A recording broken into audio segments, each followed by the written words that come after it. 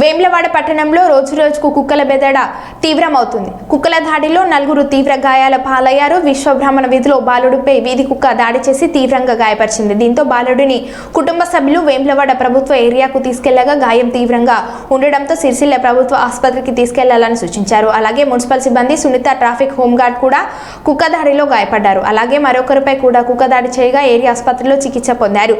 ఈ సందర్భంగా బాధిత కుటుంబ సభ్యులు మాట్లాడుతూ వీధి కుక్కలతో తీవ్ర ఇబ్బందులు పడుతున్నామని విచ్చలవిడిగా స్వైర విహారం చేస్తూ దాడులకు పాల్పడుతున్నాయని వాపోయారు. వెంటనే మున్సిపల్ అధికారులు దృష్టి సారించి కుక్కలను నివారించాలని కోరారు.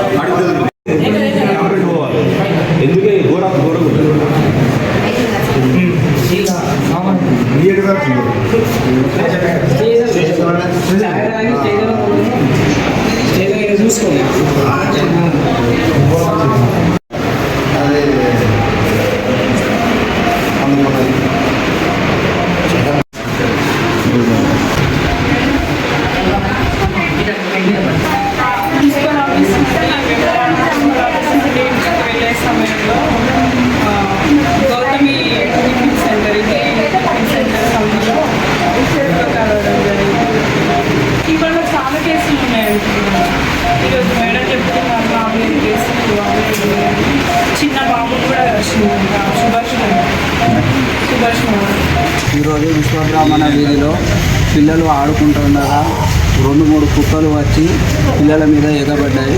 దాని ద్వారా తద్వారా గోలి రాంబాబు వాళ్ళ కొడుకుపై ఒక తెల్ల కుక్క విపరీతంగా దాడి చేయడం వల్ల చిన్నపిల్లాడికి చాలా రక్తస్రావం జరిగింది. అదేవిధంగా తొడల కాడ గీకినాయి, కుట్లు పడ్డాయి, స్టిచెస్.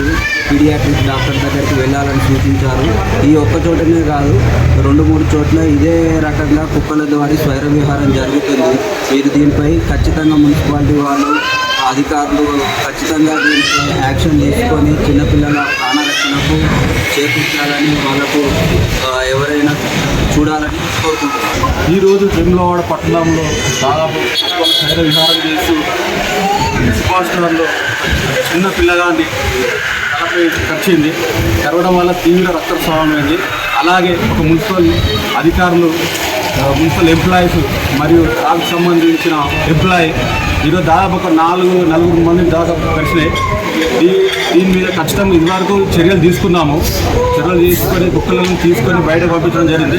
కానీ ఇప్పుడు మళ్ళీ ప్రభుత్వం దృష్టి ఖచ్చితంగా తీసుకొని మన విప్పు దృష్టికి తీసుకెళ్ళి త్వరలో వీటికి నిర్ణయం తీసుకుంటామని, సమస్యలు పరిష్కరిస్తామని కోరుకుంటున్నాం.